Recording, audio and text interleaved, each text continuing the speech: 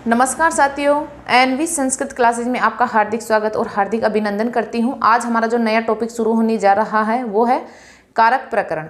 हम छंद की क्लास कंप्लीट देख चुके हैं, 6-7 एक क्लास आई थी, लेकिन आज हमारा जो नया टॉपिक है वो है कारक प्रकरण।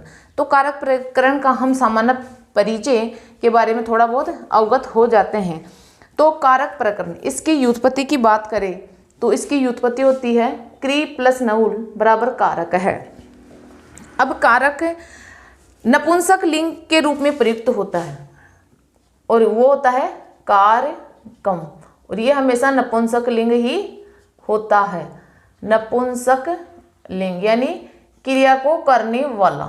कारक अर्थ होता है क्रिया को करने वाला, यानी कारक का क्रिया के साथ सीधा जुड़ाव होता है, और जिस कारक का क्रिया के साथ सीधा जुड़ाव होता है वो ही कारक कहलाता है।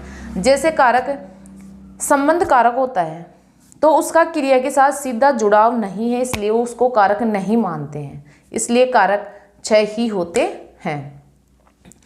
फिर है इसकी परिभाषा, तो है क्रियाम करोति इति कारकम, यानी जो क्रिया को संपन्न करता है उसे कारक कहते हैं। फिर है क्रिया जनक त्वम कारक त्वम, यानी क्रिया का जो जनक है, क्रिया को जन्म देने वाला है वो ही क्या है, कारक।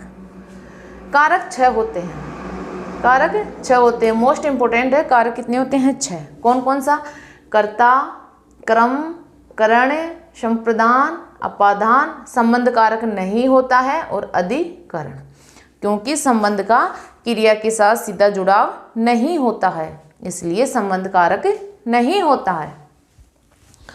फिर है स्वतंत्र कर्ता, ये जो प्रथमा विभक्ति का जो कर्ता कारक है उसका सूत्र है स्वतंत्र कर्ता। कर्म संज्ञा विधायक सूत्र है कर्तुरीप्सितम कर्म है। करण संज्ञा विधायक सूत्र है साधक तमम करणम। संप्रदान संज्ञा विधायक सूत्र है कर्मणा यम्बि संप्रदान, कर्मणा यम्बि प्रेति से संप्रदानम। अपादान का है ध्रुवम पाये अपाधानम। अधिकरण का है आधारो अधिकरणम। ये जो सूत्र है वो, ये सूत्र कर्ता संज्ञा करता है, ये क्रम संज्ञा, ये करण संज्ञा, ये संप्रदान संज्ञा, ये अपादान संज्ञा, और ये अधिकरण संज्ञा करता है। तो ये सूत्र तो आपको अच्छे से याद होना ही चाहिए। कारक 6 होते हैं, क्रियाम करोति इति कारकम, क्रिया जनकत्वम कारकत्वम, क्रिय प्लस नवुल।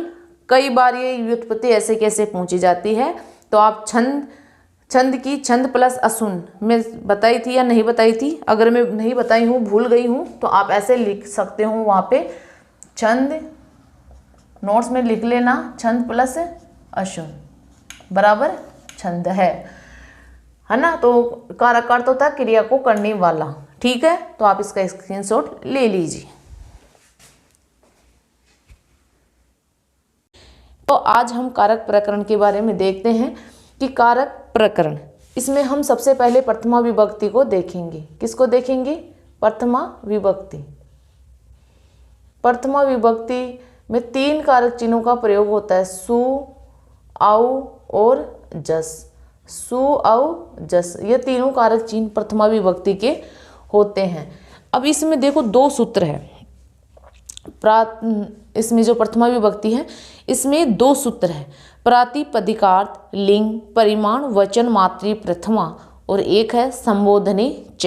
ये 2 सूत्र है, लेकिन ज़्यादातर ये सूत्र प्रातिपदिकार्थ वाला ही प्रयोग में लिया जाता है। संबोधने च ना तो ये फर्स्ट ग्रेड में, ना सेकेंड ग्रेड में, ना रेट में, है ना।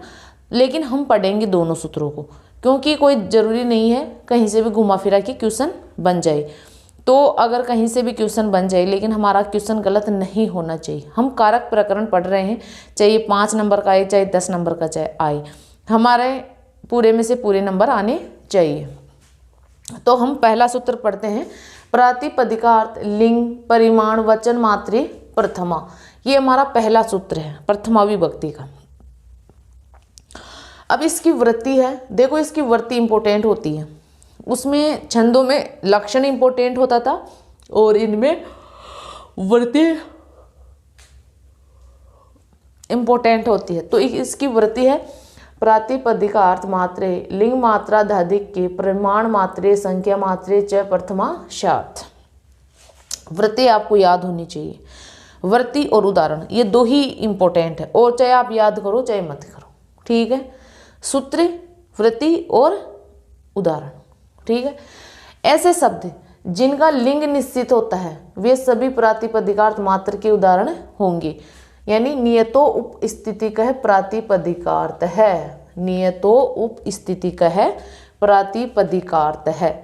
अब देखो इसमें क्या होता है कि कोई भी निश्चित पुल्लिंग हो, चाहे निश्चित स्त्रीलिंग हो, चाहे निश्चित नपुंसकलिंग हो या फिर अव्यय हो, वो सभी प्रातिपदिकार्थ मात्र के उदाहरण होंगे। जैसे निश्चित पुल्लिंग है, जैसे राम, श्याम, नरेश, सुरेश, कृष्ण, मोहन, सब, है ना, पुल्लिंग जानते हो, है ना। पुल्लिंग, स्त्रीलिंग ये पहचान करना तो आपको अच्छे से आता होगा, और नहीं आता है तो मैं आपको और भी शब्द रूप पढ़ाऊंगी, तब और भी अच्छे से समझा दूंगी।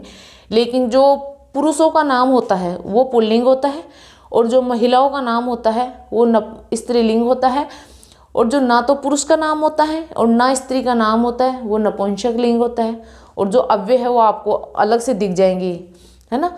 फिर है निश्चित स्त्रीलिंग, कमला, रमा, श्री, लक्ष्मी। फिर है निश्चित स्त्रीलिंग, जैसे वनम, फलम, ज्ञानम, मनः, तपः, यशः। आगे भी आप लिख सकते हो तपः, यशः, है ना। ये सभी आपके नपुंसक लिंग है। अलिंग है जैसे अव्यय, उच्चाही, निच्चाही, च, पुनः। अब देखो अगर आप साथ साथ चलोगे तो मैं आपको इस तरीके से कारक पढ़ाऊंगी कि आपको और कहीं भटकने की जरूरत नहीं पड़ेगी, है ना। भटकने की जरूरत भी नहीं पड़ेगी, यही क्लियर करवा दूंगी। वृत्ति, उदाहरण, बस आपको यही दो चीज़ याद करनी है। सूत्र तो आपको वैसे भी याद करो चाहे मत करो, लेकिन सूत्र की वृत्ति और उदाहरण इंपॉर्टेंट है। तो आपको ऐसे कि ऐसे पढ़ना है, ऐसे कैसे याद करना है, और ऐसे कि ऐसे एग्जाम में आंसर छापना है, ठीक है। फिर है लिंग मात्र का उदाहरण, वो है ऐसे शब्द जिनका लिंग निश्चित नहीं हो वे लिंग मात्र के उदाहरण होंगे। जैसे तटः, तटी, तटम, श्वेतः, श्वेता, श्वेतम, या फिर कृष्ण, कृष्णा, कृष्णम। ये सभी आपके लिंग मात्र के उदाहरण है। तो आप इसका स्क्रीनशॉट ले लीजिए।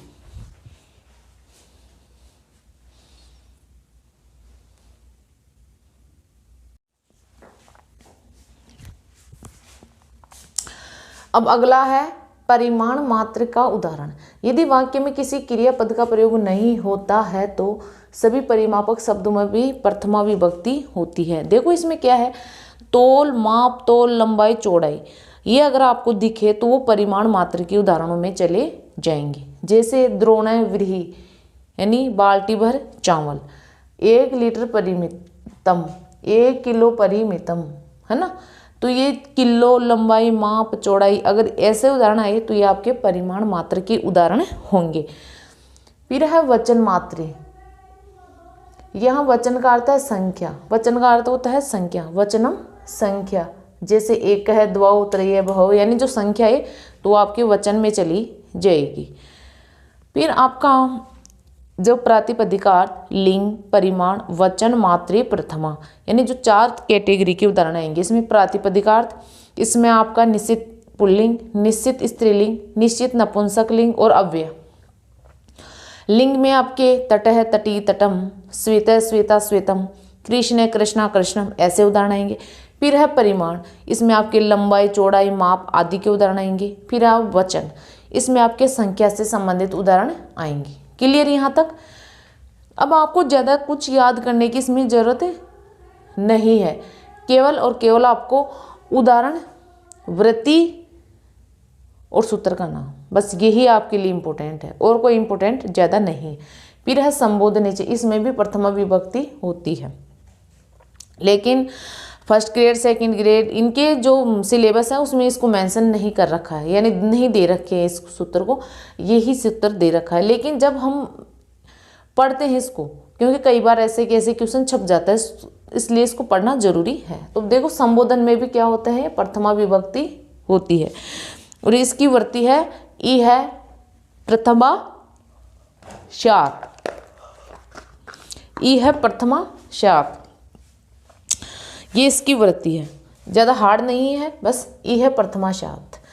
अब संबोधन के रूपों से पहले हमें देखो हे, हाय, रे, अरे, भो तथा बाद में इस चिन्ह का प्रयोग होता है। यानी किसी भी शब्द से पहले हमें ये दिख जाए और बाद में इस चिन्ह का प्रयोग होता है तो वो संबोधन होता है।